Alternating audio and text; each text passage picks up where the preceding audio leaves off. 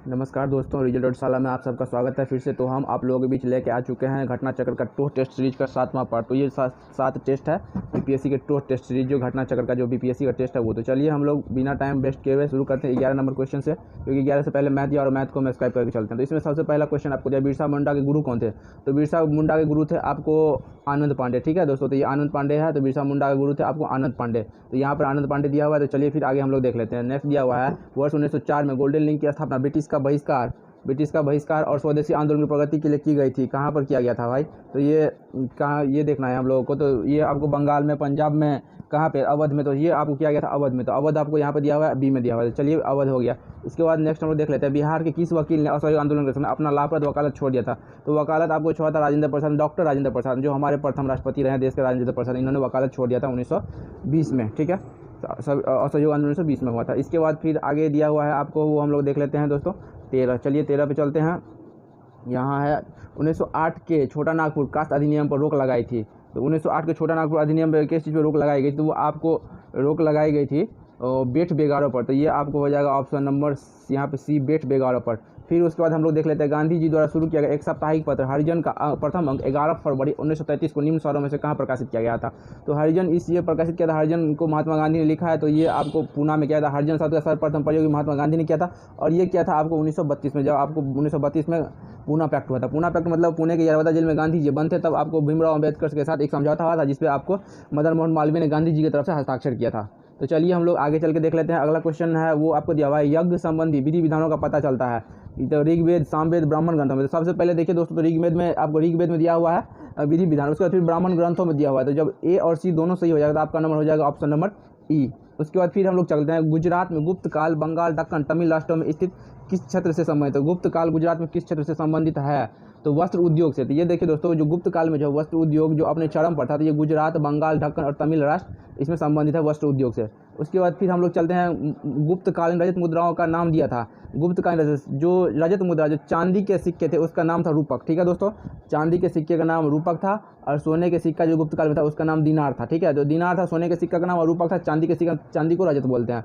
उसके बाद अगला चलते हैं, हम लोग देख लेते हैं कौन सुमेलित नहीं है। ठीक है, तो 19 में हम लोग देख लेते हैं सुमेलित नहीं है, कौन सा नहीं है, तो ये खोजना है हमको। तो देखिए बहादुर शाह सबसे पहला, बहादुर शाह। तो बहादुर शाह गुजरात के साथ साथ कहते हैं, ये आपको सही है। चांद बीबी अवध, ये आपको गलत, चांद बीबी अवध की नहीं है। रजिया सुल्तान दिल्ली से इल्तुतमिश की बेटी थे, ये भी सही। अरबाज बहादुर मालवा के शासक है, ये भी सही है। तो आपको इसका ऑप्शन नंबर बी गलत है। तो चलिए इसका बी हो गया। उसके बाद फिर हम लोग देख लेते हैं, निम्नलिखित में से कौन काकोरी कांड से संबंध नहीं था। तो काकोरी कांड से संबंधित आपको राम प्रसाद बिस्मिल है, राजेंद्र लाहिरी और अशफाक उल्लाह खां है। तो अशफाक उल्लाह का ऑन रिकॉर्ड सिर्फ और सिर्फ ऐसे मुस्लिम क्रांतिकारी है जिनको फांसी हुआ था। बाकी बिस्मिल्लाह और राजेंद्र लाहिरी को फांसी हुआ था काकोरी कांड में। लेकिन सूर्यसेन आपको चटगांव बंदरगाह से संबंधित है, ये बंगाल से संबंधित है सूर्यसेन। उसके बाद फिर नेक्स्ट हम लोग देख लेते हैं, गांधी जी का चंपारण आंदोलन था। तो चंपारण आंदोलन क्या था भाई। तो नील कृषकों की समस्याओं के समाधान हेतु। तो यहाँ पर दिया हुआ है, नील कृषकों की समस्याओं के समाधान हेतु तीन कठिया आंदोलन के विरुद्ध, तीन कठिया पट्टी के विरुद्ध था। तो चलिए हम लोगों ने 22 देख लिया। फिर इसके बाद हम लोग आगे चलते हैं। आगे जो आपका दिया हुआ क्वेश्चन ये है, आपको निम्नलिखित में से, देखिए ये ब्लर हो रहा है तो अभी इसको हम लोग आने देते हैं, वेट करेंगे। आ गया है। तो निम्नलिखित में से कौन सिकंदर के साथ भारत नहीं आया था। तो सिकंदर के साथ भारत कौन नहीं आया था भाई। तो डायमेकस, निरियाकस, अनिसिक्लेटस और अस्टियोब्यूलस। तो इनमें से कौन जो है आपको सिकंदर के साथ भारत नहीं आया था। तो देख लीजिए, आपको डायमेकस जो है ये आपको बिंदुसार के दरबार में रहता था लेखक। ठीक है, इसके बाद ये निरियाकस, ये सिकंदर के साथ आया था, ये भी सिकंदर के साथ, लेकिन ये राय दरबारी था बिंदुसार का, डायमेकस। इसके बाद फिर हम लोग चल के आगे देख लेते हैं, किस सुल्तान के बारे में कहा जाता है उसने भूमि कर को उत्पादन का 50% तक कर दिया था। तो भूमि कर उत्पादन को 50% किया था आपको अलाउद्दीन खिलजी ने। तो अलाउद्दीन खिलजी का स्पष्ट कथन था दोस्तों कि हिंदुओं को मतलब कि इतना भी प्रताड़ित मत करो कि वो भूख से मर जाए, और इतना भी मत इसको खाने पीने दो कि जो है ये आपको विद्रोह करने लगे। तो इन्होंने ये बहुत ही कट्टर, मतलब कि जो उनका सोच था ऐसा सोच रखे थे, तो इन्होंने 50% भूमि पर लगाया था। इसके बाद आपको मोहम्मद बिन तुगलक ने भी लगाया था। तो मोहम्मद बिन तुगलक ने लगाया था आपको, सॉरी दोस्तों, हाँ मोहम्मद बिन तुगलक ही लगाया था। तो ये आपको तराई क्षेत्र, जो उत्तराखंड का तराई क्षेत्र है ना, उत्तराखंड जो पहले उत्तर प्रदेश में था, वो उत्तराखंड के तराई क्षेत्र में धान और गेहूँ का उत्पादन बहुत मतलब कि बड़ी अच्छी मात्रा में होती है। तो वहाँ पर सीमित क्षेत्र में लगाया था, लेकिन व्यापक पैमाने पर आपको अलाउद्दीन खिलजी ने लगाया था। तो यहाँ पर आपका ऑप्शन नंबर बी हो जाएगा। फिर उसके बाद हम लोग देख लेते हैं, गुप्तोत्तर युग में प्रमुख व्यापारिक केंद्र था। तो गुप्तोत्तर युग में सबसे प्रमुख था कन्नौज था। तो कन्नौज जो गुप्तोत्तर काल में, गुप्तों के बाद का जो युग है वो गुप्तोत्तर युग, तो वो आपको कन्नौज था आपका प्रमुख व्यापारिक केंद्र। फिर हम लोग अगला नेक्स्ट देख लेते हैं, सुल्तानी युग में बौद्धों की कौन सी शाखा सबसे प्रभावशाली थी। तो सुल्तानी गुंबदों की कौन सी सबसे प्रचलित वो आपको वज्रयान, ठीक है। तो ये आपको वज्रयान शाखा जो है सबसे ज़्यादा प्रचलित थी। फिर उसके बाद अगला है आपको निम्नलिखित में से किस राजवंश के अभिलेख से इस परंपरा का समर्थन होता है कि लुम्बिनी शाक्य मुनि बुद्ध का जन्म स्थान था। तो ये आपको मौर्यों के, तो ये आपको अशोक सम्राट मौर्य चंद्रगुप्त मौर्य वंश के जो अशोक थे, अशोक के अभिलेख से ये आपको पता चलता है कि शाक्य मुनि का जन्म लुम्बिनी में हुआ था, बुद्ध का जन्म शाक्य मुनि लुम्बिनी में हुआ था। फिर नेक्स्ट हम लोग देख लेते हैं प्रसिद्ध पुस्तक फाउंडेशन ऑफ इंडिया कल्चर के लेखक हैं। तो ये आपको फाउंडेशन ऑफ इंडिया कल्चर के लेखक कौन है भाई, तो कौन देखिए रविन्द्रनाथ, अरबिंदो, राधाकृष्णन और भगवान दास। तो इन चारों में से कौन लेखक है, तो ये आपको श्री अरबिंदो है। इन्होंने कई किताबें लिखी है, तो इन श्री अरबिंदो के जो फाउंडेशन ऑफ इंडिया का जो लेखक है वो श्री अरबिंदो हैं। नेक्स्ट फिर हम लोग देख लेते हैं निम्नलिखित में से कौन एक सुमेलित है, तो दुर्गा दास था, लाइफ ऑफ महात्मा गांधी। तो 28 देख लीजिए दोस्तों, तो 28 में आपको सुमेलित कौन सा है, तो ये गलत है, पहला गलत है, दूसरा Louis Fischer India from according. तो 28 का जो है दोस्तों ये आपको कौन युग सुमेलित है, सुमेलित जो आपको है ये आपको फ्रैंक मोरेस है। जवाहर नेहरू ए बायोग्राफी के लेखक कौन है, आपको फ्रैंक मोरेस। तो ये आपको सही है, बाकी गलत है। तो फ्रैंक मोरेस जवाहर नेहरू की बायोग्राफी है, तो ये आपको सही है। फिर हम लोग आगे चलते हैं, भारत विभाजन के लिए मोहम्मद अली जिन्ना को सर्वाधिक उत्तरदायी किसने ठहराया था, तो सर्वाधिक मोहम्मद अली जिन्ना को आपको ठहराया था ये आपको माउंटबेटन जो उस समय के वायसराय थे, तो ये आपको माउंटबेटन ने अली जिन्ना को आपको भारत विभाजन के लिए ठहराया था जिम्मेदार। फिर आगे देख लेते हैं कुतुबुद्दीन ऐबक को किस स्थान पर दफनाया गया, तो कुतुबुद्दीन ऐबक का जो शासन करता था उसकी राजधानी लाहौर थी, ठीक है। तो लाहौर में उनको दफनाया गया। सबसे सर्वप्रथम दिल्ली की राजधानी आपको इल्तुतमिश ने बनाया था मध्यकाल में। उसके बाद अगला है सल्तनत काल में अमीर आखुर का क्या तात्पर्य, ये घुड़सवारों से है, ठीक है। तो अश्वशाला का अध्यक्ष, तो ये घोड़ों से समय था अमीर आखुर, तो ये अश्वशाला का अध्यक्ष हो जाएगा। फिर आगे है फिरोज शाह तुगलक ने अशोक के कितने स्तंभ दिल्ली लाया था, ये आपको 2 स्तंभों को लाया था, मेरठ और टोपरा। तो मेरठ और टोपरा 2 अभिलेखों को ये दिल्ली लेकर आया था। स्थापत्य कला में इनका बहुत बड़ा योगदान है फिरोज शाह तुगलक का। फिर आगे है निम्नलिखित में से कौन तुगलक वंश का अंतिम सुल्तान था, तो तुगलक वंश का अंतिम सुल्तान कौन था, तो ये आपको था नसीरुद्दीन महमूद शाह। तो नसीरुद्दीन महमूद शाह जो है ये आपको तुगलक वंश का अंतिम शासक था। फिर मेगास्थनीज ने भारतीय समाज को कितने भागों में, मेगास्थनीज ने भारतीय समाज को 8 भागों में बांटा है, जिनकी मेगास्थनीज इंडिका में भारतीय समाज को 7 भागों में बांटा गया है। तो मेगास्थनीज की पुस्तक है इंडिका। आगे हम लोग देख लेते हैं निम्नलिखित में से किसका नाम लाम्बवती था, तो लाम्बवती किसका नाम था 35 में, तो ये आपको है आहार, ठीक है। तो आहार जो है इनका नाम लाम्बवती था, तो यहाँ पे आहार हो जाएगा। आगे हम लोग देख लेते हैं निम्नलिखित में किस चालुक्य शासक ने किस चालुक्य शासक की रानी ने विरूपाक्ष मंदिर का निर्माण कराया था, किस चालुक्य शासक की रानी ने विरूपाक्ष मंदिर का निर्माण कराया था। दोस्तों बहुत ही अच्छा क्वेश्चन है। तो ये आपको विक्रमादित्य द्वितीय, विक्रमादित्य द्वितीय ये विक्रमादित्य द्वितीय की पत्नी थी, आपको चालुक्य जो उसने विरूपाक्ष मंदिर का निर्माण कराया। फिर इसके बाद आगे दिया हुआ है निम्नलिखित लौह अयस्कों में से बैलाडीला में किसका खनन होता है, तो बैलाडीला में किसका खनन होता है, तो बैलाडीला में आपको हेमेटाइट लोहे का खनन, तो लोहा का खनन, तो ये लोहे का हो जाएगा। इसके बाद आगे दिया हुआ है यूरेनस सूर्य के चारों ओर एक परिक्रमा में कितना समय लेता है, दोस्तों यूरेनस सूर्य के चारों परिक्रमा में आपको 84 साल का समय लेता है, तो ये आपका ऑप्शन नंबर ए हो जाएगा। आगे हम लोग चलते हैं 39 पे, 39 नंबर क्वेश्चन देख लेते हैं क्या क्या दिया हुआ है। तो यहाँ देखिए 39 दिया हुआ है, बिहार राज्य में कितने औद्योगिक क्षेत्रों का विकास प्राधिकरण थे, तो बिहार राज्य में तो ये विभाजन से पहले कितने औद्योगिक क्षेत्र थे, तो 39 में हो जाएगा आपको 6, तो ये आपको ए हो जाएगा। आदित्यपुर, बोकारो, पटना, रांची, दरभंगा एवं मुजफ्फरपुर, ठीक है। तो यहाँ पे ये हो जाएगा। उसके बाद फिर आगे है झीलों के अध्ययन को क्या कहते हैं भाई, तो झीले के अध्ययन को लिम्नोलॉजी कहते हैं, झीलों के अध्ययन को लिम्नोलॉजी कहते हैं। इसके बाद आगे चलते हैं, एक ही तापमान वाले स्थानों को जोड़ने वाली काल्पनिक रेखाएं क्या कहलाती है, एक ही तापमान को जोड़ने वाली काल्पनिक रेखाएं क्या कहलाती है, तो ये आपको कहलाती है समताप रेखाएं। तो जब समान ताप को जोड़ते हैं तो ये आपको समताप रेखाएं हो जाएगी, आइसोथर्म। इसके बाद फिर आपको किलिंजबारो क्या है भाई, तो एक पर्वत श्रृंखला है, तो आपको हो जाएगा 42 का किलिंजमारो, तो ये आग्नेयगिरी हो जाएगा, वोल्केनो माउंट किलिंजमारो एक ज्वालामुखी है, तो ये आपको चलिए वोल्केनो हो जाएगा। इसके बाद फिर आगे देख लेते हैं, काला बांध किस नदी पर बना हुआ है भाई, कालागढ़ बांध किस नदी पर बना हुआ है, तो कालागढ़ बांध आपको रामगंगा नदी पर बना हुआ है। तो रामगंगा नदी कहाँ पर है, उत्तराखंड में है। यहाँ पे जिम कॉर्बेट नेशनल पार्क जो है वो के बीच से होकर रामगंगा नदी बहती है, तो अब उनका नाम जो है वो रामगंगा टाइगर प्रोजेक्ट रखा जाएगा, ये ध्यान में रखिएगा आप लोग। इसके बाद फिर आगे देख लेते हैं, निम्नलिखित में से कौन सी नदी दक्षिण बिहार की नदी नहीं है, तो दक्षिण बिहार की नदी महानंदा नदी है, महानंदा नदी आपको बहती है कटिहार जिले से, ठीक है। तो ये आपको पूर्वी बिहार की हो गई, ठीक है, उत्तर पूर्व में हो जाएगा। उसके बाद आगे है जो दिया हुआ है केप वर्डे एक द्वीप समूह है जो अवस्थित है, तो केप वर्डे कहाँ पर अवस्थित है द्वीप, तो ये आपको वैसे अटलांटिक महासागर में, तो अटलांटिक महासागर यहाँ पे दिया हुआ है। तो चलिए केप वर्डे द्वीप समूह जो है वो आपको अटलांटिक महासागर में अवस्थित है। इसके बाद है निम्नलिखित में से किस राज्य में नीलगिरी बायोस्फीयर रिजर्व का विस्तार नहीं है, तो देखिए नीलगिरी जो है आपको तमिलनाडु, कर्नाटक और केरल में है, ठीक है। पूर्वी पश्चिमी घाट कहाँ मिलती है, तो यहाँ पे मिलती है आपको नीलगिरी में, और नीलगिरी की सबसे ऊंची चोटी कौन से, डोडा बेटा। तो चलिए आपको यहाँ पे ऑप्शन नंबर बी गलत हो जाएगा, आंध्र प्रदेश में नीलगिरी नहीं है, नीलगिरी तमिलनाडु, कर्नाटक, केरल में है। फिर इसके बाद हम लोग चलते हैं, यहाँ पर दिया हुआ सूची 1 को सूची 2 से सम्मिलित कीजिए और सूचियों के नीचे दिए गए कूट का प्रयोग करते हुए सही चुनिए, तो इसमें सही चुनना है दोस्तों, ठीक है। तो 47 का हम लोग देख लेते हैं दोस्तों, तो देखिए कौन सा सही है, तो सही है लूनोज प्रशांत महासागर, मेडागास्कर का सही चुनिया है, तो मेडागास्कर हिंद महासागर में है।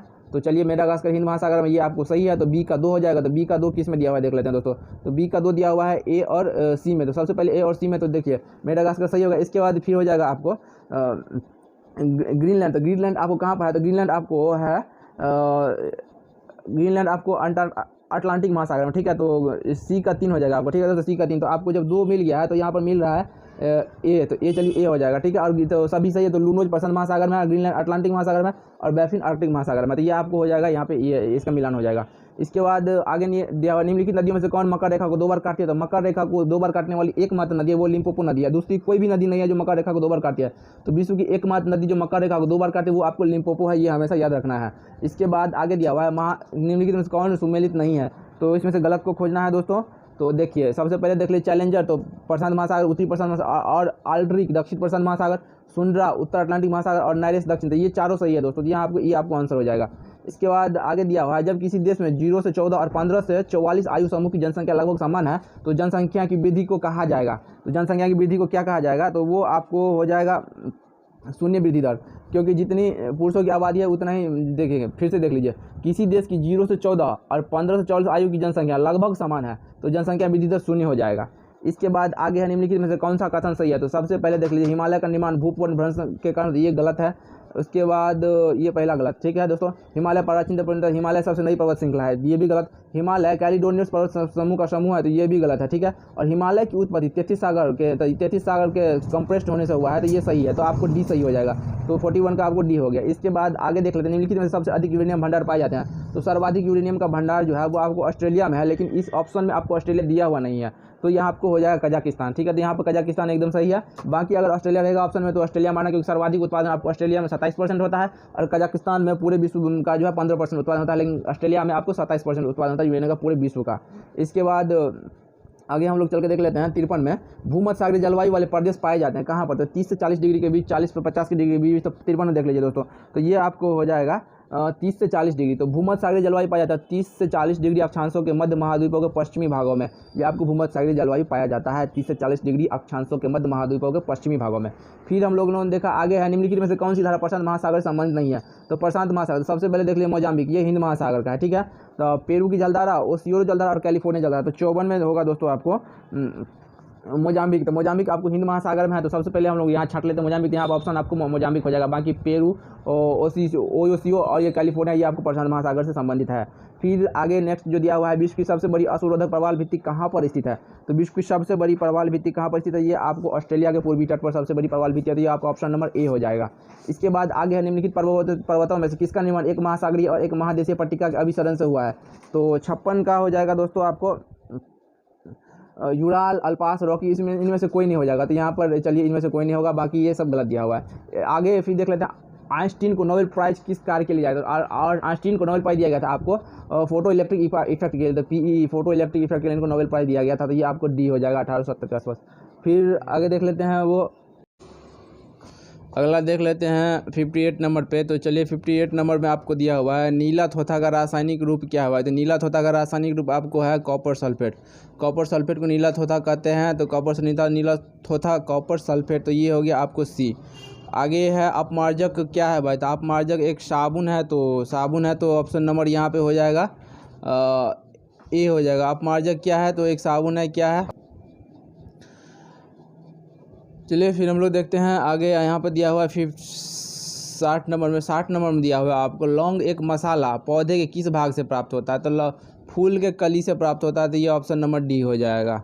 आगे फिर चलते हैं देख लेते हैं हड्डियों की पढ़ाई विज्ञान की किस शाखा कहती है, ऑस्टियोलॉजी को कहते हैं। हड्डियों की पढ़ाई को क्या कहते हैं, तो ऑस्टियोलॉजी कहते हैं। हड्डियों के अध्ययन को क्या कहते हैं, तो ऑस्टियोलॉजी कहते हैं। और करवाहट के लिए मानव के जीव का संवेदनशील क्षेत्र है, तो ये आपको है पीछे का भाग, ठीक है। तो ध्यान रखिएगा जो पीछे का भाग है वो करवाहट के लिए और आगे का भाग है वो मीठापन के लिए होता है, ठीक है। तो आगे का भाग मीठापन के लिए और पीछे का भाग कड़वापन के लिए, तो आपको 62 का हो जाएगा ऑप्शन नंबर सी। फिर हम लोग देख लेते हैं निम्नलिखित में से किस मंडल को संवहन मंडल कहा जाता है, तो निम्नलिखित में से किस मंडल को संवहन मंडल किसको कहा जाता है ये देखना है। तो संवहन मंडल कहा जाता है आपको क्षोभ मंडल को, तो ये हो गया ऑप्शन नंबर ये, यहाँ पे क्षोभ मंडल बोला जाता है। किस मंडल को संवहन मंडल कहा जाता है, ये क्षोभ मंडल को कहा जाता है। फिर हम लोग देख लेते हैं लेंस आँख के लेंस की फोकस दूरी किसके कार्य से परिवर्तित होती है? तो 64 में दिया हुआ है आँख के लेंस की फोकस दूरी किसके कार्य से परिवर्तित होती है? आपको हो जाता है सिलियरी मांसपेशी। तो यहाँ पर सिलियरी मांसपेशी दिया हुआ है, तो यहाँ हो जाएगा सिलियरी मांसपेशी। आँख के लेंस की फोकस दूरी किसके कार्य से परिवर्तित होती है? तो सिलियरी मांसपेशी। फिर आगे है एक रेडियोधर्मी पदार्थ की अर्धायु 10 दिन है, तो इसका अभिप्राय है कि, तो इसका अभिप्राय हो जाएगा क्या होगा दोस्तों? तो कुछ भी नहीं होगा, तो चलिए यहाँ पे ई हो जाएगा, ठीक है, तो इसमें ई होगा। फिर हम लोग आगे चलते हैं। निम्नलिखित में से कौन युग्म सुमेलित नहीं है? मतलब विटामिन डी से सुखंडी होता है, विटामिन सी मसूर कुमाना, विटामिन ए गठिया और विटामिन B1 बेरी बेरी। तो यहाँ पे विटामिन ए से गठिया ने आँख मोतियाबिंद होता है, तो विटामिन ए की कमी से जो आँख का रोशनी चला जाता है, तो यहाँ का ये गलत है, सी गलत है। बाकी विटामिन डी की कमी से सूखा रोग सुखंडी और रिकेटस होता है, विटामिन सी से मसूड़ों से खून आता है, विटामिन बी से बेरी बेरी होता है। इसके बाद होता है निम्नलिखित युग्मों में से कौन सुमेलित नहीं है भाई? तो सरसों। तो देखिए 67 का है, कौन गलत कौन सा? सरसों है, तो सरसों वरुणा की सरसों की प्रजाति का नाम वरुणा है, तो 67 में है आपको सही है। देखो तो ये आपको पहला सही है, सरसों का वरुणा हो जाएगा। मटर सपना प्रजाति का है। अलसी सूर्या ये आपको गलत है, ठीक है। मूंगफली का कौशल है, ये भी सही है, तो ये आपको गलत जो है ये आपको ये है अलसी सूर्या का नहीं होगा, ठीक है, तो कुछ और होगा, तो यहाँ पे सी गलत है। इसके बाद आगे दिया हुआ है पौधे के बीज का विकास अंडाशय के भीतर होता है, वो क्या कहलाता है? तो जिस पौधे के बीज का विकास अंडाशय के अंदर होता है वो आपको क्या कहलाता है? वो आपको कहलाता है एंजियोस्पर्म। तो एंजियोस्पर्म यहाँ पर दिया हुआ है, तो जिस पौधे के बीज का विकास अंडाशय के भीतर होता है वो आपको एंजियोस्पर्म कहलाता है, तो एंजियोस्पर्म यहाँ पे आपका हो जाएगा आंसर। फिर हम लोग देख लेते हैं यहाँ पे निम्नलिखित में से मुहासे का कारक है। तो मुहासे का कारक क्या है दोस्तों? तो 69 में हम लोग जो चल रहे हैं यहाँ पे मुहासे का कारक है स्ट्रेप्टोकोकाई बैक्टीरिया। स्ट्रेप्टोकोकाई बैक्टीरिया मुहासे का कारण है, स्ट्रेप्टोकोकाई बैक्टीरिया मुहासा हो गया। इसके बाद हम लोग जंतु के शरीर को ढकने अथवा बाह्य रक्षा प्रदान करने वाले उत्तक कहलाते हैं। तो जंतु के शरीर को ढकने अथवा बाह्य रक्षा प्रदान करने वाले उत्तक कहलाते हैं, क्या कहलाते हैं दोस्तों? तो ये कहलाते हैं एपिथीलियमी उत्तक। तो ये यहाँ पर ऑप्शन नंबर ए हो जाएगा। फिर हम लोग देख लेते हैं निम्नलिखित कथनों में से कौन सा कथन असत्य है? तो 71 का हो जाएगा आपको दोस्तों, कोई नहीं होगा, तो यहाँ पे ई हो जाएगा, ठीक है। इसके बाद हम लोग देख लेते हैं इलेक्ट्रोलाइटिक सेल क्या है? तो 72 इलेक्ट्रोलाइटिक सेल क्या है भाई? तो इलेक्ट्रोलाइटिक सेल जो है आपको विद्युत ऊर्जा को रासायनिक ऊर्जा में परिवर्तित करता है, तो ये हो जाएगा ऑप्शन सी, विद्युत ऊर्जा को रासायनिक ऊर्जा में परिवर्तित करता है इलेक्ट्रोलाइटिक सेल। फिर हम लोग आगे चल के देखते हैं निम्नलिखित में से कौन कैल्शियम का ऑक्साइड है? तो कैल्शियम का ऑक्साइड कौन सा? जिप्सम, फॉस्फेट, फ्लोर और डोलोमाइट। तो 73 है दोस्तों, तो यहाँ पे हो जाएगा ई हो जाएगा, क्योंकि जिप्सम कैल्शियम का अयस्क जिप्सम भी है और ये फ्लोर, तो यहाँ पे दो ऑप्शन सही है, तो यहाँ पे ई हो जाएगा। फिर हम लोग जल लेते हैं एल्यूमिनियम सल्फेट का रासायनिक सूत्र क्या है? एल्यूमिनियम सल्फेट का जो रासायनिक सूत्र Al2SO4 होल थ्राइस होता है। Al2SO4 होल थ्राइस ये एल्यूमिनियम सल्फेट का रासायनिक सूत्र होता है। आगे दिया हुआ जल की अस्थायी कठोरता को दूर करने के लिए किस यौगिक का प्रयोग किया जाता है? तो जल की अस्थायी कठोरता को दूर करने के लिए सोडियम कार्बोनेट का प्रयोग किया जाता है। सोडियम कार्बोनेट यहाँ पर ऑप्शन नंबर में दिया हुआ है ए में, सोडियम कार्बोनेट का प्रयोग करते हैं। जल की अस्थायी कठोरता को दूर करने के लिए सोडियम कार्बोनेट का प्रयोग करते हैं। फिर हम लोग देख लेते हैं किस तापमान पर पानी का घनत्व सबसे अधिक होता है? तो पानी का घनत्व सबसे अधिक होता है 4 डिग्री सेल्सियस पे, ठीक है। तो 76 का आपको हो जाएगा 4 डिग्री सेल्सियस। तो 4 डिग्री सेल्सियस कहाँ पे दिया हुआ है दोस्तों? देख लीजिए यहाँ है 4 डिग्री सेल्सियस, ऑप्शन ए में। तो पानी का तापमान सबसे ज़्यादा होता है 4 डिग्री सेल्सियस पे। उसके बाद है सूर्य को देखने के लिए किस यंत्र का उपयोग किया जाता है? सूर्य को देखने के लिए हेलियोस्कोप का प्रयोग किया जाता है। हेलियोस्कोप ऑप्शन नंबर यहाँ पर दिया हुआ है। सूर्य को देखने के लिए जिस यंत्र का प्रयोग किया जाता है उसको हेलियोस्कोप कहते हैं। पृथ्वी की सतह पर पलायन वेग कितना है? तो पलायन वेग 11.2 किलोमीटर। तो किसी भी चीज़ को 11.2 किलोमीटर के स्पीड से आपको हॉरिजॉन्टल नहीं, वर्टिकल फेंकेंगे दोस्तों, हॉरिजॉन्टल नहीं, वर्टिकल जब उसको फेंकेंगे घुमा के तो ये पृथ्वी की कक्षा से बाहर चला जाएगा। अगर 11.2 किलोमीटर से कम रहा तो फिर ये आपको पृथ्वी में वापस आ जाएगा, तो यही आपको पलायन वेग हो गया। इसके बाद आगे है किस रंग की तरंग दैर्घ्य सबसे कम होती है? तो सबसे कम तरंग दैर्घ्य आपको किस रंग का होगा? तो 79 में आपको हो जाएगा नारंग बैगनी का तरंग दैर्घ्य सबसे कम होता है, तो ऑप्शन नंबर सी में। और बैगनी का तरंग दैर्घ्य सबसे कम होता है, सबसे अधिक किसका होता है? तो लाल का होता है। फिर हम लोग आगे चलते हैं निम्नलिखित में से किस एक कथन का अपने प्रभाव में सर्वाधिक स्तंभकारी क्रांतिकारी होने की संभावना है? तो 80 का जो दोस्तों ये इकोनॉमिक्स का है, तो यहाँ चलिए देख लीजिए, यहाँ पे डी हो जाएगा बजट घाटे के विपरीत। तो निम्नलिखित क्वेश्चन को एक बार फिर से देख लेते हैं। किस एक को अपने प्रभाव से सर्वाधिक अस्फीतिकारी होने की संभावना है? तो वो है आपको बजट घाटे के वित्तीय के लिए नई मुद्रा का सृजन। तो बजट घाटे के वित्तीय नई मुद्रा का सृजन। उसके बाद आपको है प्लान्ड इकोनॉमी फॉर इंडिया पुस्तक का लेखक कौन है, तो बात ये आपको विश्वेश्वरैया ने लिखा है, ठीक है। एम विश्वेश्वरैया ने, भारत के पहले सिविल इंजीनियर एम विश्वेश्वरैया ने प्लान्ड इकोनॉमी फॉर इंडिया लिखा है। फिर हम लोग आगे देख लेते हैं, निम्न में से किस एक से समावेशित विकास को बढ़ाने की आशा नहीं की जाती है।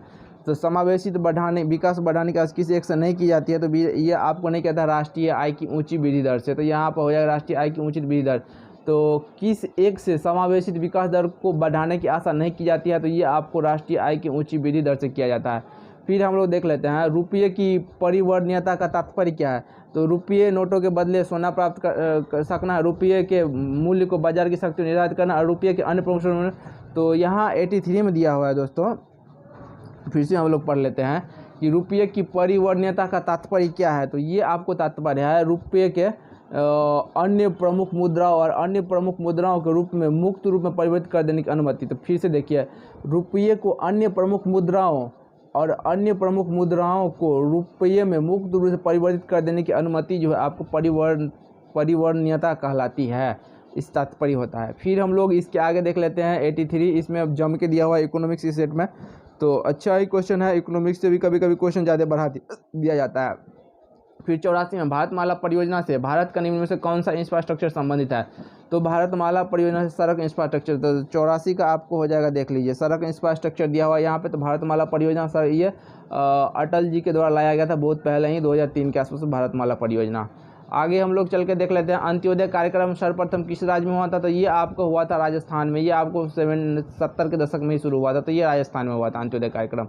इसके बाद आगे है वह मुद्रा जिसमें वित्तीय बाजार में शीघ्र पलायन कर जाने की क्षमता होती है, वह क्या कहलाती है, हॉट मनी कहलाती है। 86, तो आपको 86 का हो जाएगा दोस्तों, आपको हॉट मनी, तो हॉट मनी हो जाएगा ऑप्शन नंबर बी। क्वेश्चन को फिर से पढ़ते हैं, वह मुद्रा जिसमें वित्तीय बाजार में शीघ्र पलायन कर जाने की क्षमता होती है, वह मुद्रा जिसमें वित्तीय बाजार में शीघ्र पलायन कर जाने की अनुमति है, वो आपको हॉट मनी कहलाता है, जैसे आपको यूरो डॉलर ये सब हो गया। फिर हम लोग देख लेते हैं वित्तीय वर्ष 2021-22 के लिए बिहार सरकार का कुल बजट का अनुमान कितना है। तो वित्तीय वर्ष 2021-22 के लिए जो बिहार सरकार का बजट अनुमान ये आपको है यहाँ पे 2,18,302 करोड़, ठीक है, तो 0.70 करोड़। और इसके बाद आगे चलते हैं 20-21 में बिहार सरकार के बजट में राजकोषीय घाटा कितना है। तो राजकोषीय घाटा जो 20-21 में रहा था वो आपको 2.97 था, और ये 2.97 था, ठीक है। इसके बाद आगे दिया है बिहार में कुल बजट वित्तीय वर्ष 21-22 में पिछले वित्तीय वर्ष की तुलना में कितना अधिक है। तो इस बार जो 21-22 का जो बजट है वो 20-21 से कितना अधिक है दोस्तों, 89 में। तो ये आपको अधिक है 6,541.21 करोड़। तो यहाँ पे है 6,541.21 करोड़, जो 20-21 से ज़्यादा है 21-22 में। फिर आगे दिया हुआ है बिहार बजट 21-22 में आय की प्रमुख 4 मदे कौन से है, उसके घटते क्रम में निम्नलिखित में से कौन से हैं। तो यहाँ पे देख लेते हैं बजट 21-22 में, बिहार बजट 21-22 में आय की 4 प्रमुख मदे कौन सी है, उसके घटते क्रम कौन से हैं। तो ये आपको सबसे पहले देख लेते हैं दोस्तों, 90 का है, ठीक है। तो यहाँ पे हो जाएगा केंद्रीय करों में राज्य का हिस्सा, केंद्रीय सहायता देना और राज्य सरकार को राज्य लोक ऋण। तो यहाँ ऑप्शन नंबर ये हो जाएगा, बिहार बजट 21-22 में आय की 4 प्रमुख मदे कौन सी है। तो सबसे पहले है केंद्रीय करों में राज्य का हिस्सा, उसके बाद केंद्र सरकार से अनुदान, और उसके बाद है राज्य सरकार के कर राजस्व और लोक ऋण। फिर हम लोग आगे चल के देख लेते हैं यहाँ पे क्या दिया हुआ है दोस्तों, बिहार बजट 21-22 में प्रमुख क्षेत्र जहाँ रुपया खर्च होता है का आरोही क्रम बताइए। बिहार बजट 21-22 में प्रमुख क्षेत्र जहाँ रुपया खर्च होता है का आरोही क्रम बताइए।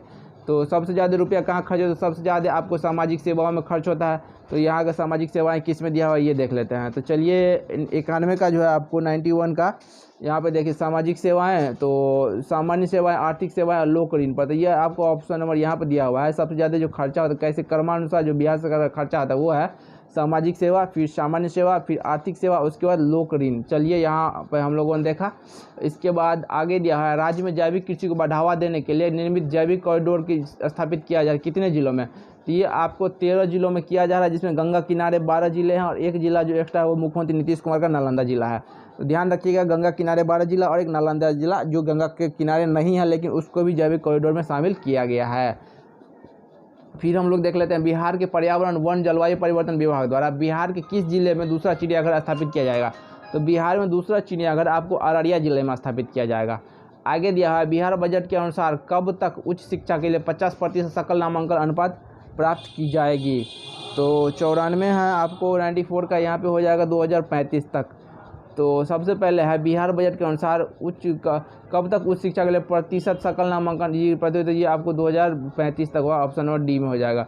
फिर हम लोग देख लेते हैं बिहार बजट 2021 में कौन से चिकित्सा महाविद्यालय में किडनी प्रत्यारोपण की आधारभूत संरचना विकसित की जा रही है। तो किडनी प्रत्यारोपण की आधारभूत संरचना आपको PMCH हॉस्पिटल यानी पटना चिकित्सा महाविद्यालय में किया जा रहा है। आगे है आपको निम्नलिखित में से किस अधिनियम में केंद्र में द्वैत शासन प्रणाली को स्थापित किया था। ये आपको क्या था 1919 भारत शासन 1919 में द्वैत शासन प्रणाली को स्थापित किया था। ठीक है, राज्यों में किया था आपको रॉबर्ट क्लॉड ने 1964-65 में। इसके बाद हम लोग देख लेते हैं संविधान सभा के उद्देश्य प्रस्ताव निम्नलिखित में किसके द्वारा प्रस्तुत किया था। ये आपको किया गया था पंडित जवाहरलाल नेहरू, यही बाद में जाके हमारा उद्देश्य का बन गया। ठीक है, उद्देश्य का प्रारूप यही है उद्देश्य प्रस्ताव। इसके बाद जो संविधान की प्रस्तावना जिसको हम लोग पढ़ते हैं ऊपर वो चीज़।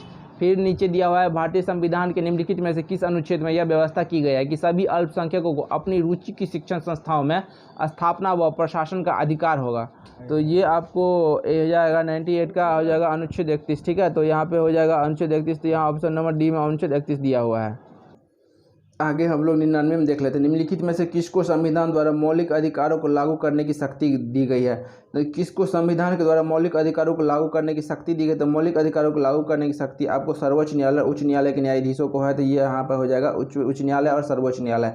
ठीक है, उसके बाद है लोकसभा के स्पीकर का निर्वाचन होता है। तो लोकसभा के स्पीकर का जो निर्वाचन होता है वो होता है आपको लोकसभा के सदस्यों द्वारा सभी, यहाँ पे हो जाएगा लोकसभा के सभी सदस्यों द्वारा। फिर हम लोग देख लेते हैं निम्नलिखित में से कौन सा विषय समवर्ती सूची में है। तो शिक्षा जो है वो आपको समवर्ती सूची में है, पुलिस राज्य सूची में है, कृषि राज्य सूची में है, रक्षा है आपको केंद्रीय सूची में है, लेकिन शिक्षा जो है वो समवर्ती सूची में है।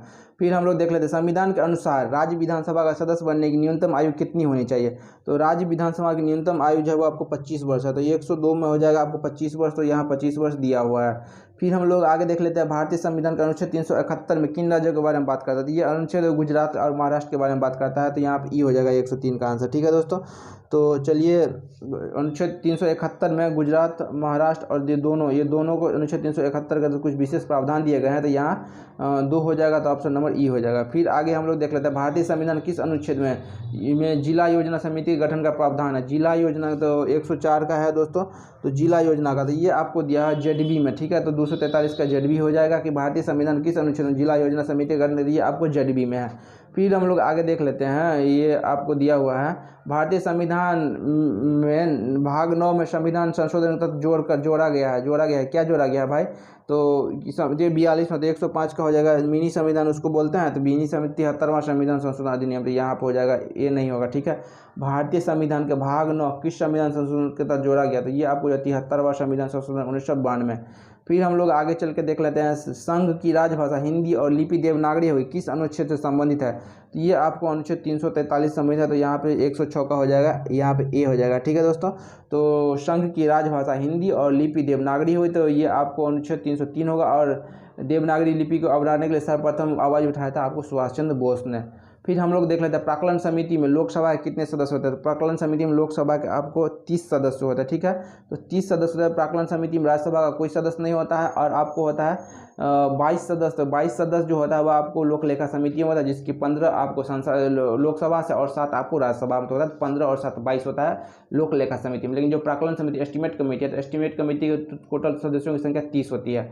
फिर हम लोग आगे देख लेते हैं हाल ही में संपूर्ण भारत एवं रूस का 12वां संयुक्त सैन्य अभ्यास इंद्र 2021 किस स्थान पर हुआ है। तो ये आपको हुआ है बेल्वोग्राद में।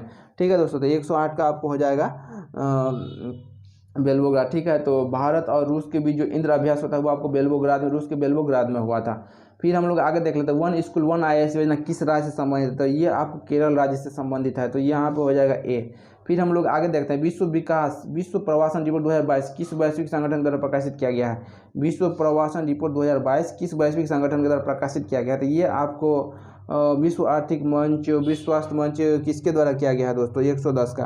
तो ये आपको किया गया अंतर्राष्ट्रीय प्रवासन संगठन, तो अंतर्राष्ट्रीय प्रवासन इसके द्वारा किया गया है। आगे हम लोग चलते हैं स्कूल नवाचार दूत प्रशिक्षण कार्यक्रम निम्नलिखित में किस दिनांक को किया गया। तो ये आपको किया गया 16 जुलाई 2021 को। 16 जुलाई 2021 को स्कूल नवाचार दूत प्रशिक्षण कार्यक्रम की शुरुआत किस दिनांक को किया गया। तो 16 जुलाई 2021 को। फिर हम लोग आगे देख लेते हैं अपनी धरोहर अपनी पहचान किस राज्य सरकार के द्वारा लागू करने का निर्णय किया गया है। तो ये आपको लागू करने का जो निर्णय किया गया है अपनी धरोहर अपनी पहचान, ये आपको उत्तर प्रदेश के द्वारा किया गया है। तो यहाँ पे उत्तर प्रदेश हो गया, तो ऑप्शन नंबर यहाँ पे ए हो जाएगा उत्तर प्रदेश। फिर हम लोग आगे देख लेते हैं, यहाँ पे आगे दिया हुआ है, देख लीजिए। अगस्त 15/2021 को नरेंद्र मोदी ने विभिन्न योजनाओं के तहत गरीबों को फोर्टिलाइज चावल उपलब्ध कराने की घोषणा की। निम्नलिखित में से कब तक उपलब्ध कराने की पहल है? ठीक है दोस्तों, तो ये आपको 2024 तक उपलब्ध करने के, तो यहाँ पे हो जाएगा 2024। 15 अगस्त 2021 को नरेंद्र मोदी ने विभिन्न योजनाओं के तहत गरीबों को फोर्टिलाइज चावल उपलब्ध कराने की योजना की है। यानी निम्नलिखित में से कब तक उपलब्ध कराने की पहल है? तो ये आपको वर्ष 2024 तक है। फिर हम लोग आगे देख लेते हैं, निम्नलिखित में से किस आयोग ने हाल ही में इनोवेंस फॉर यू नामक एक नई डिजी बुक लॉन्च की है? निम्नलिखित में से किस आयोग ने हाल ही में इनोवेंस फॉर यू नामक एक डिजिटल बुक लॉन्च किया है दोस्तों? तो ये किसने लॉन्च है डिजिटल बुक? तो ये आपको लॉन्च किया नीति आयोग ने। तो नीति आयोग हो गया, तो यहाँ पे नीति आयोग ने जो है आपको इनोवेशन फॉर यू नामक जो है डिजिटल बुक लॉन्च किया नीति आयोग ने। फिर हम लोग आगे चलते हैं, निम्नलिखित में से किस सोशल मीडिया प्लेटफॉर्म ने अपना नाम बदलने की घोषणा किया? तो आपको फेसबुक ने अपना नाम बदल कर मेटा रख लिया है। फिर हम लोग आगे देख लेते हैं, वैश्विक खाद्य सुरक्षा सूचकांक 2021 में भारत का स्थान क्या है भाई? तो वैश्विक खाद्य सुरक्षा सूचकांक 2021 में भारत का जो स्थान है वो आपको 71वां है, 71 है, तो यहाँ पे 71 हो जाएगा। फिर हम लोग देख लेते हैं, ग्लोबल हंड्रेड इंडेक्स 2021 के अनुसार भारत की रैंकिंग क्या है? तो भारत की रैंकिंग आपको 101 है। आगे चलते हैं, आगे ही दिया हुआ actually I met them a memoir पुस्तक के लेखक कौन है? तो ये आपको है ए आर रहमान, शबाना आजमी। कौन है? तो 118 है दोस्तों, ये आपको इसके लेखक है गुलजार। ठीक है, तो गुलजार हो जाएगा यहाँ पे। एक्चुअली आई मेट देम के लेखक जो है आपको गुलजार है। फिर हम लोग लेते हैं, नीति आयोग ने भारत नीति आयोग ने, देखिए क्या दिया हुआ है, नीति आयोग ने भारत के भू स्थानिक ऊर्जा मानचित्र को लॉन्च करने के किस संगठन के साथ सहयोग किया है? तो नीति आयोग ने जो किसके साथ नीति आयोग ने भारत के भू स्थानिक ऊर्जा मानचित्र को लॉन्च करने के लिए किस संगठन के साथ सहयोग किया है? तो ये आपको सहयोग किया है इसरो के साथ। तो इसरो यहाँ पर हो जाएगा सी। ठीक है, फिर हम आगे चलते हैं कि क्लिक पे के एक अद्वितीय भुगतान लिंक किसके द्वारा लॉन्च किया गया था? क्लिक पे किसके द्वारा लॉन्च किया था? ये आपको फोन पे के द्वारा लॉन्च किया गया था। फोन पे यहाँ है, फोन पे, तो देख लीजिए कि क्लिक पे एक अद्वितीय भुगतान लिंक है, तो किसके द्वारा लॉन्च किया? ये आपको फोन पे के द्वारा लॉन्च किया गया। फिर हम लोग आगे चलते हैं, किस राज्य ने मेरा घर मेरा नाम योजना की शुरुआत की है? तो मेरा घर मेरा नाम योजना की शुरुआत किसने शुरू किया? तो ये आपको शुरू किया पंजाब ने। तो पंजाब हो जाएगा, तो यहाँ पंजाब दिया हुआ है। फिर हम लोग देख लेते हैं, किस स्थान पर एपीजे अब्दुल कलाम प्रेरणा स्थल का उद्घाटन किया गया है? तो एपीजे अब्दुल कलाम प्रेरणा स्थल विशाखापट्टनम में आपको नौसेना ने किया है। तो यहाँ पे हो जाएगा नौसेना। निम्नलिखित में से किस स्थान पर एपीजे अब्दुल कलाम प्रेरणा स्थल स्थापित किया गया था? ये आपको विशाखापट्टनम में किया गया। फिर हम लोग आगे देख लेते हैं, G20 शिखर सम्मेलन 2021 कहाँ आयोजित था? G20 शिखर सम्मेलन आपको 2021 कहाँ पे हुआ था? तो G20 2000 ये हुआ आपको इटली में, इटली के रोम में हुआ था। तो यहाँ पे हो जाएगा सी। फिर हम लोग आगे देखते हैं, अपनी स्वयं की वन्य जीव कार्य योजना को लागू करने वाला भारत का पहला राज्य कौन सा बन गया है? अपनी स्वयं की वन्य जीव कार्य योजना को लागू करने वाला भारत का पहला राज्य कौन सा बन गया है? तो आपको पहला राज्य जो है वन योजना आपको महाराष्ट्र ने लागू किया है। तो यहाँ महाराष्ट्र हो जाएगा। फिर हम लोग देख लेते हैं, भारतीय तटरक्षक पोर्ट सार्थक कहाँ तैनात किया जाएगा?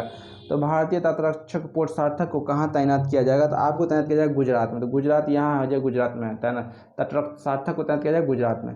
फिर देख लेते हैं, निम्नलिखित में से किस संगठन ने हाल ही में changing wealth of nation 2021 report जारी की है? तो ये आपको जारी किया है विश्व बैंक ने। तो विश्व बैंक यहाँ पर है ऑप्शन नंबर सी में। ठीक है, आगे हम लोग देख लेते हैं कि जीमैक्स 2021 जो है किस देश के साथ भारत वार्षिक द्विपक्षीय समुद्री अभ्यास का 5वां संस्करण है? तो ये आपको जापान के साथ है जेमैक्स। ठीक है, जापान इंडिया। इसके बाद हम लोग आगे तो हैं, अक्टूबर का महीना प्रतिवर्ष इनमें से किसके द्वारा मनाया जाता है? तो अक्टूबर का महीना जो आपको मनाया जाता है आपको कैंसर जागरूकता माह के रूप में मनाया जाता है। तो 128 में है दोस्तों, तो देखिए 128 का है, तो कैंसर जागरूकता माह नहीं होगा। ठीक है, स्तन कैंसर है, कैंसर नहीं है। तो स्तन कैंसर के लिए यहाँ अक्टूबर का महीना के लिए जागरूकता माह मनाया जाता है। फिर हम लोग देख लेते हैं, अक्टूबर 2021 में किस टीम ने डुरंड कप ट्रॉफी जीते? तो डुरंड कप किसने 2021 कहाँ पे हुआ था? तो ये डुरंड कप हुआ था बंगाल में। ठीक है, और किस टीम ने जीता है? तो ये जीता है आपको गोवा में। तो गोवा, यहाँ पे गोवा हो जाएगा डी। ठीक है, आगे फिर हम लोग चलते हैं, ये दिया हुआ है फुटबॉल संबंधित होता है डुरंड कप। फिर यहाँ देख लीजिए, यहाँ पे दिया जल शक्ति मंत्रालय के अनुसार उमंगोट नदी भारत की सबसे स्वच्छ नदी है, किस राज्य में बहती है? ये आपको बहती है मेघालय में। तो मेघालय यहाँ पे बी यहाँ दिया हुआ है कि जल शक्ति मंत्रालय के अनुसार उमंगोट नदी भारत की सबसे स्वच्छ नदी है। तो ये किस राज्य में बहती है? ये मेघालय में बहती है। फिर हम लोग आगे देखते हैं, हाल ही में किस राज्य ने अपने 31वें जिले विजयनगर का उद्घाटन किया है? तो ये आपको किया है कर्नाटक ने। ठीक है। तो 131 है, कर्नाटक हो जाएगा। तो चलिए कर्नाटक यहाँ दिया हुआ है। फिर हम लोग आगे देख लेते हैं, ये दिया हाल ही में अबी अहमद ने दूसरी बार किस देश के प्रधानमंत्री के रूप में शपथ लिया है। तो ये अबी अहमद जो है आपको इथियोपिया में, तो इनको नोबेल शांति पुरस्कार भी दिया गया है। तो ये आपको इथियोपिया का प्रधानमंत्री के दूसरे कार्यकाल के रूप में अभी शपथ लिया। ये ध्यान रखिएगा कि इनको नोबेल प्राइज शांति का नोबेल पुरस्कार भी दिया गया था, ठीक है। और हाल ही में महाराष्ट्र के पालघर में उगाए जाने वाले किस चावल किस्म को GI टैग प्रदान किया गया है। तो महाराष्ट्र के किस चावल को उगाए जाने GI टैग दिया गया। तो ये आपको दिया कोलम चावल, ठीक है। तो कोलम चावल को GI टैग दिया गया, महाराष्ट्र के कोलम चावल को GI टैग दिया गया। फिर उसके बाद हाल ही में भारत और किस देश के बीच मित्र शक्ति अभ्यास। तो मित्र शक्ति आपको श्रीलंका के साथ हुआ है, तो आपको श्रीलंका हो जाएगा ऑप्शन नंबर बी, ठीक है। तो यहाँ ऑप्शन नंबर बी श्रीलंका हो जाएगा। फिर हम लोग आगे देख लेते हैं, my life in full work family and earn our future पुस्तक के लेखक कौन है। तो इस पुस्तक के लेखक जो है आपको 135 में ये आपको इंदिरा नूई है। तो इंदिरा नूई यहाँ पे हो जाएगा आपको। फिर इसके बाद देख लेते हैं, हाल ही में सेक्रेड पोर्टल किस मंत्रालय द्वारा लगता है। सेक्रेड पोस्टल आपको किस मंत्रालय के तहत लॉन्च किया गया था। ये लॉन्च किया आपको सामाजिक न्याय अधिकारिता मंत्रालय, जो कि ये आपको ऑप्शन और बी में हो जाएगा, ठीक है। इसके बाद हम लेते हैं, हाल ही में नमामि गंगे कार्यक्रम शुभारंभ कर शुभंकर चाचा चौधरी को बनाएगा। नमामि गंगे कार्यक्रम शुभंकर किसको बनाएगा, तो ये आपको चाचा चौधरी को बनाया गया है। फिर हम लोग देख लेते हैं, यहाँ पर दिया हुआ है कि आचार्य विनोबा भावे किस आंदोलन भाग लेने के लिए प्रथम बार गिरफ्तार हुए थे। तो आचार्य किस आंदोलन के लिए भाग लेने के लिए प्रथम बार गिरफ्तार हुए थे। तो आचार्य विनोबा भावे जो प्रथम बार गिरफ्तार हुए थे वो आपको इसमें इनमें से कोई नहीं, ठीक है। तो ये इसमें किसी ने वो आपको व्यक्ति, चलिए ठीक है, इनमें से कोई नहीं, तो यहाँ पे ई हो जाएगा। फिर हम लोग आगे देख लेते हैं, किस गोलमेज सम्मेलन में कांग्रेस ने भाग लिया। तो गोलमेज आपको कांग्रेस ने भाग लिया था 1932 में। तो 1932 तो यहाँ पर हो जाएगा 1932, तो केवल 3 यहाँ दिया हुआ है। फिर हम लोग आगे देख लेते हैं, कांग्रेस के त्रिपुरी अधिवेशन सुभाष चंद्र बोस त्यागपत्र देने का इसके बाद अधिवेशन किसके द्वारा की थी, आपको राजेंद्र प्रसाद के द्वारा किया था। राजेंद्र प्रसाद यहाँ नीचे दिया हुआ है, 1938 में त्रिपुरी अधिवेशन हुआ था, ठीक है। फिर हम लोग आगे हैं, वर्ष 1920 में निम्नलिखित में से किसने अपना नाम परिवर्तित करके स्वराज सभा रख लिया।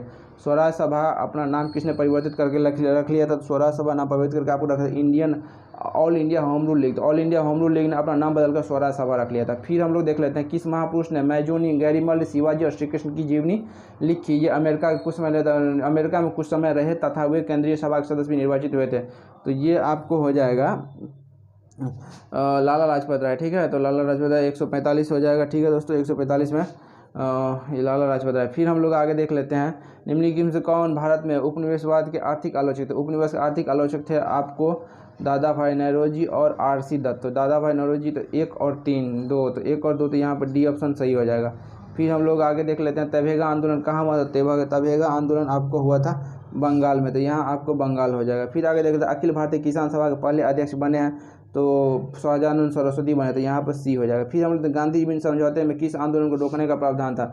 तो गांधी इविन समझौते में किस आंदोलन को रोकने का प्रावधान था, तो असहयोग आंदोलन को, ठीक है। तो असहयोग आंदोलन तो 149 का आपको हो जाएगा।